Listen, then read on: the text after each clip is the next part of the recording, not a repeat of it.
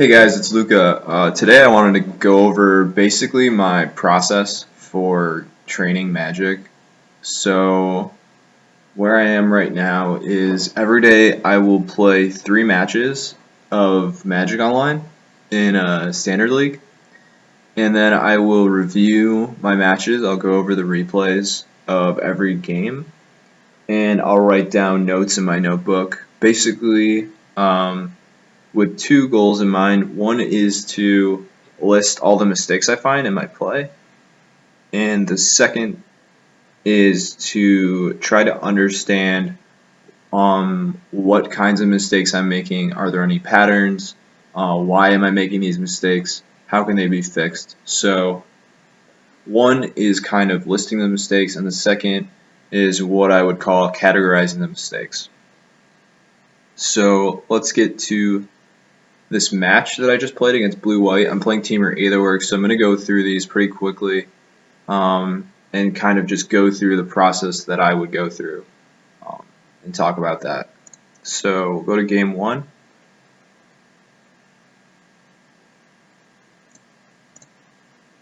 And so while I'm doing this, I'm basically just looking through my games, trying to find any mistakes. So I think this is a pretty clear keep. Definitely has everything that I want. And I'm just trying to think, really think through all of my plays. It honestly takes a lot of mental effort for me to do this, and so I'm at the point where I can only do like 3 matches a day before I feel kind of like wiped out. Maybe in the future I'll be able to do more matches, but definitely takes a lot of mental effort to really think through every single play. For example, here I could be thinking about, do I want to play a tune and a fetch, or do I want to play a tune and vessel? Do I want to play a vessel and a fetch? Things like that. I think in this situation you really just want to play all your energy cards right away, and yeah, I think the clear play here is like a tune and vessel, because I want to play all my energy cards out so that I have the highest chance of activating Marvel on turn 4, and I'm going to have 4 untapped lands, so I don't really need to prioritize playing this Evolving Wilds right away. So yeah, so basically I've already gone over this game and I've written notes in my notebook. So I kind of know which parts of the game I've messed up. I mean, I might have missed some things, but I'm going to kind of skip ahead to those interesting points of the game and talk about my mistakes there. So I'll just kind of talk through the game. I play Whirler Virtuoso. I'm in pretty good shape here to play Marvel. Being on the play is huge in this matchup, definitely. Because here, so it's pretty clear he's got Spell Queller, so I want to attack first, and then I'm just going to run my Marvel into his Spell Queller. Because I can then kill his Spell Queller with Chandra. So I play my Marvel. He plays Spell Queller. So another reason I want to make this play is because he doesn't have any Selfless Spirits, so this only really fails if he has some kind of counter spell for my Chandra or another Spell Queller, which is pretty unlikely, and he also just might not have Spell Queller, so that's something you also have to think about as well. So he's going to attack me, and he's pretty incentivized here to play Gideon if he has it, so that's also great for my plan, because it means the coast is definitely clear, and I can activate my Marvel immediately. So I'm going to play Chandra. I think there's an argument for adding mana and Harness Lightning, but I think it is in fact better to just minus Chandra here and save my Harness Lightning for another Spell Queller or Archangel Absent, etc. So I get my Aetherworks Marvel. I kind of whiff, hit Harness Lightning, kill his Knight ally with it, and I don't want to attack Gideon here. I want to block for Chandra. This is going to force him to use Deck and Stone on my Whirler so that he can kill my Chandra. and he plays a copter, attacks my Chandra down. In this kind of game, you're just like way too far ahead. If you get a Marvel in play in this matchup and you're not like very close to dead on the next attack, you're pretty close to locking up the game. So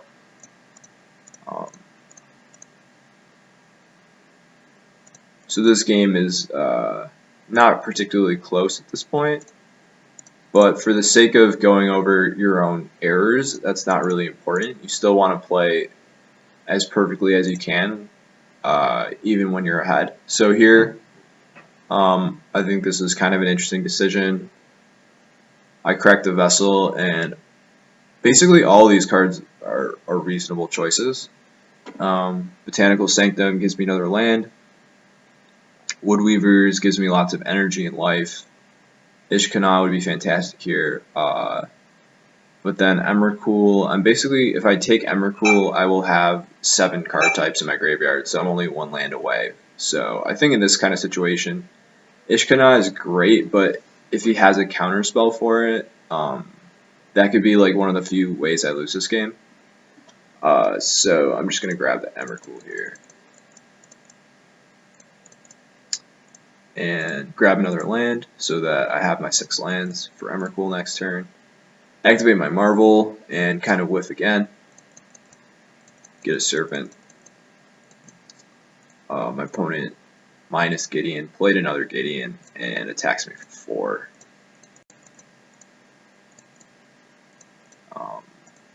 But here I'm just going to play Emrakul.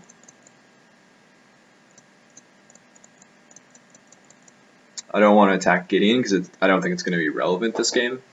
I can either start attacking him with Emrakul or one-shot his Gideon with Emrakul. So I'd rather keep this mana available for either my Vessel or my Clue or my Harness Lightning. So now it's my opponent's turn.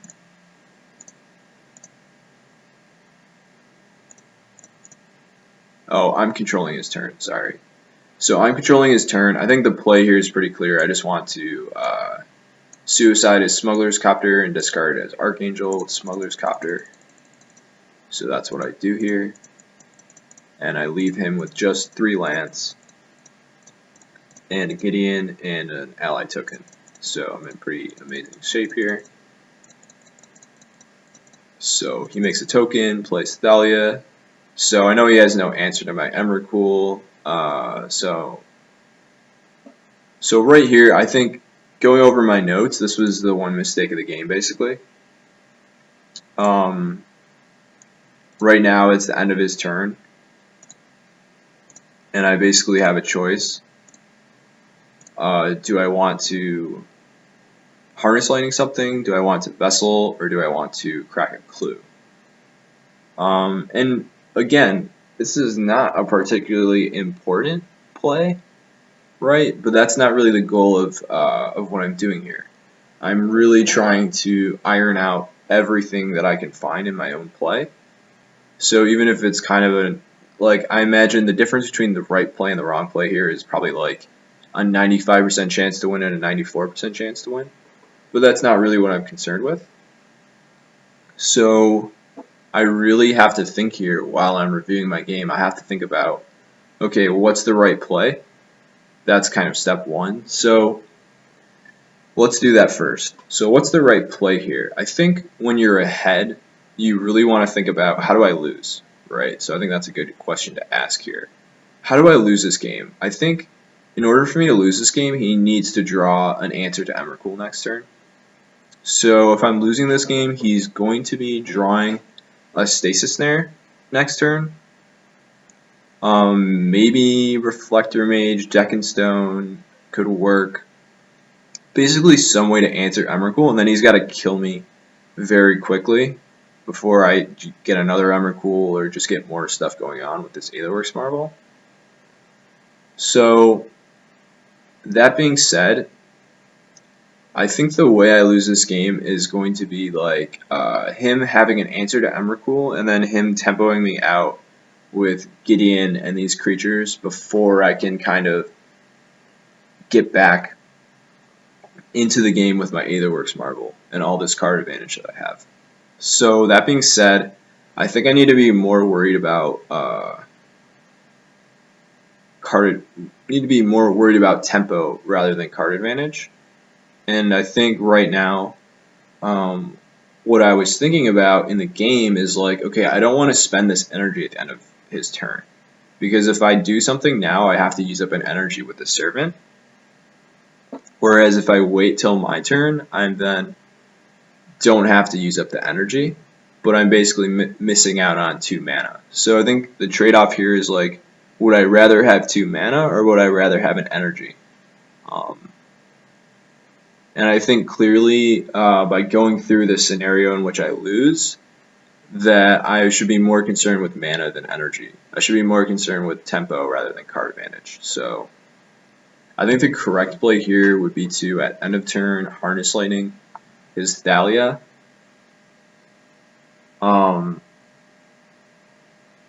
Probably. Let me think. Or maybe use Vessel.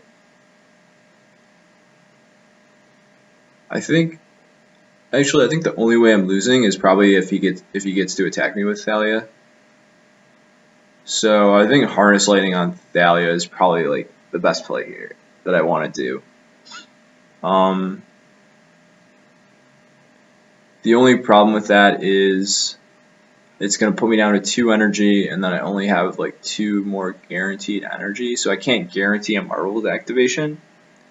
Whereas if I use like my Vessel and my Clue and I don't find any more energy sources, I can use the Harness Lightning as an energy source. So, but I really think like the only things that I'm really trying to hit off of Aetherworks are creatures, and I don't want them to come into play tapped. So I think using Harness Lightning on Thalia is probably the best play here. So that was step 1, right? So finding the best play, finding the mistake. So that's not what I did in the game. In the game, I went to my turn and then I started doing stuff. And now step 2 would be, okay, I need to try to categorize this mistake. I need to try to think about, why did I make this mistake? How can I prevent this mistake in the future? And basically, a lot of the stuff that I talked about here is what I wrote in my notebook. So went ahead, I need to think about, how do I lose? That's kind of a framework that can help me solve this problem in the future or similar problems in the future. So I think that's kind of important. Not only do you want to find your mistakes, but you want to potentially come up with frameworks that can help you to solve these mistakes in the future, right? Because I think in Magic, you can't sit there for 5 minutes and solve every play. You can't spend 5 minutes on every decision. You need to have shortcuts. You need to have frameworks to help you solve, to help you find the right move very quickly. So that was this game. I think the rest of the game was played pretty well. That was the only mistake I could really find. So I draw my Emrakul. I find Servant with Vessel, so I just want to Harness Lightning his Thalia before I play my Servant. I have another Emrakul here, so my choice is between like attacking him or the Gideon. I think I just want to go for the Throat here. Even if he draws a removal for my Emrakul, I can just play this other Emrakul. I guess unless it's a Reflector Mage. But so would it have been better to attack Gideon here? If he draws a Reflector Mage, he can Reflector Mage my Emrakul.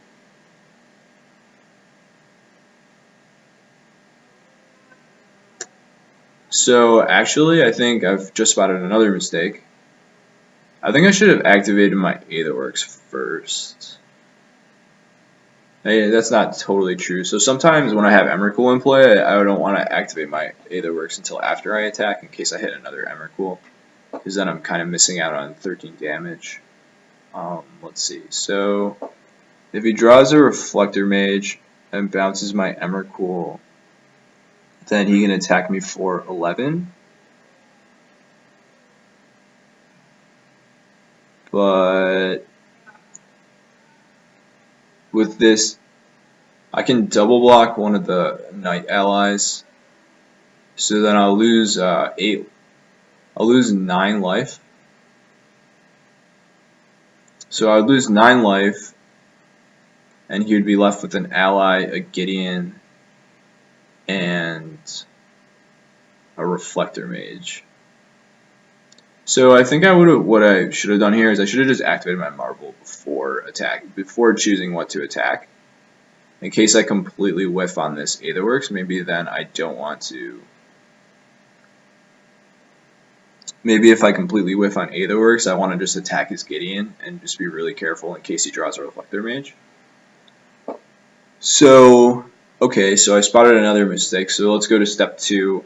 Try to think about a framework for how I would solve this problem in the future. So, I think I was too closely thinking about the whole Emrakul thing, because like in a previous game I had used my Aetherworks Marvel and Legend ruled my own Emrakul and not been able to attack. So I think I was a bit too focused on that. So I would write down something like, don't need to worry about attacking with Emrakul before activating Aetherworks Marvel if I don't really need another Emrakul. Like, I have one in my hand. I think there's one in my graveyard too, so there's only one left in my deck. So I don't think I really needed to worry about that. I think I only have to worry about that if, like, Emrakul is one of my best hits. Okay, so that was definitely a mouthful. Let's go to the second game here. So he didn't draw. So, yeah, I activate my Marvel. I hit Woodweavers. I think now that I have this, I'm just so safe that it makes sense to just go for his throw with Emrakul. He draws no answer and scoops. So let's go to game 2 really quick.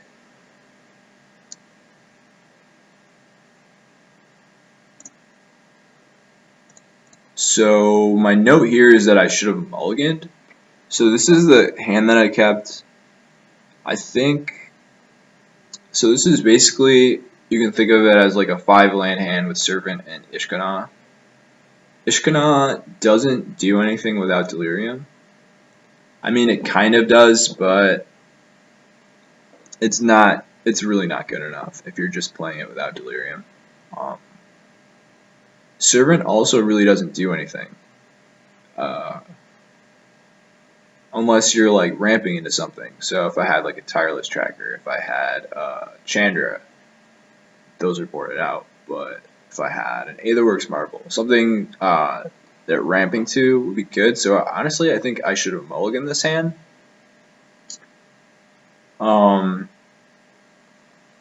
And I did not mulligan this hand in the game, and it really came back to bite me.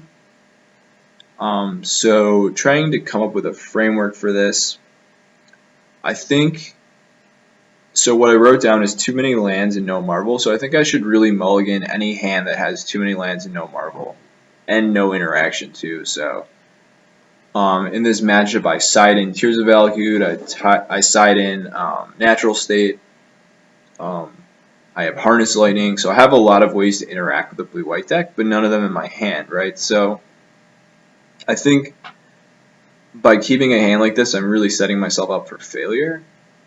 I need to draw like interaction and a Marvel. There's a lot of things that need to go right here. So let's just go through the game anyways. So my opponent leads on Port Town. I play my Attune for a land. He plays Smuggler's Copter. Plays Servant. He attacks me with his Smuggler's Copter, so I'm pretty far behind here. I need to draw a lot of good cards in a row, basically. I draw a Vessel, which is basically perfect. So, play Attune, play my Vessel. My opponent plays Gideon, because he kind of saw that I obviously didn't have a Marvel there. Well, not obviously, but I probably don't have a Marvel. so he feels safe to tap out for Gideon.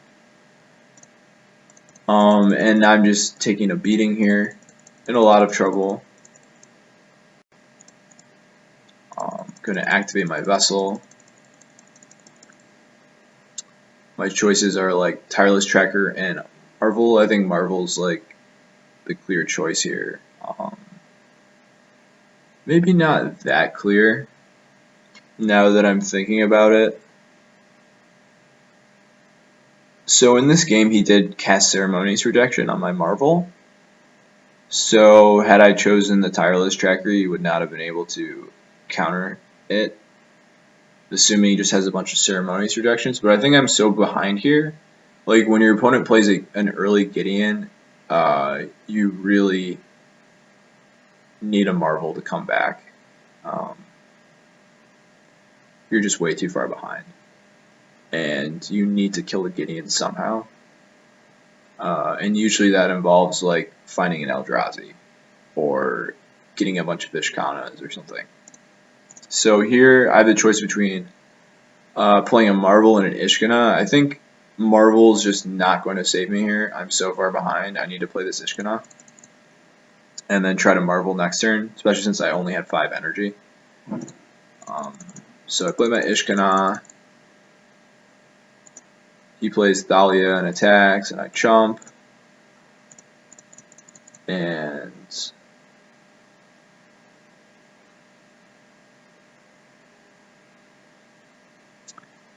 okay, so now it's my turn. I think I pretty clearly need to try to resolve this Aetherworks Marvel. So I play Marvel, it gets countered. And now I think, so what I did in the game is I waited for my opponent's turn to use my Harness Lightning. But I think it would have been correct to use Harness Lightning on my turn here. So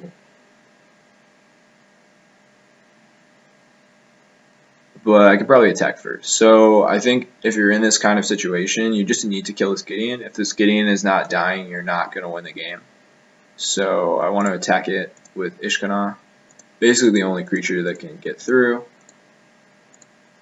I could maybe hope that he like double blocks and sacrifices a Selfless Spirit, but that didn't happen. Okay, so I attacked it down to 2, and now I think I should Harness Lightning this Thalia probably. I wanted in the game. I wanted to save my Harness Lightning for Smuggler's Copter, but either way, whatever I Harness Lightning, he's going to sacrifice his Selfless Spirit to protect. And if that's the case, I'd rather have him sack his Selfless Spirit this turn so that he can't use it to like crew his Copter, which is what he did here. So on his turn, he crewed his Copter. Activated his Gideon first, crewed his Copter, and then I Harness Lightning. But I basically just gave him an opportunity to use his Selfless Spirit to crew. So had I used Harness Lightning on my turn, and I also, thinking back on this, I gave him an opportunity to like Archangel Avacyn too, to counter my Harness Lightning. So that was my mistake. So now I have to try to think about, okay, how do I fix this in the future? So what I wrote down here is versus Selfless Spirit and Copter, it gives 1 less attacker to use Harness Lightning on my turn. So in the future, if I'm playing against a situation where I see them having a Smuggler's Copter and a Selfless Spirit, I'm going to consider using Harness Lightning on my turn, so that they have 1 less creature to crew with, basically. So that was it. I ended up winning game 3, and I thought that I played basically, I couldn't find any mistakes in game 3, so I won't go over that, but this is kind of my process. I do 3 matches every day. Maybe in the future I will be doing more than 3. And maybe I'll be doing multiple formats. I don't know. Right now I'm sticking to standard. Been pretty happy with that. And yeah, maybe you guys have some suggestions. Maybe you found this helpful. I hope you guys enjoy this video. This is my process, and I'll see you on the next video.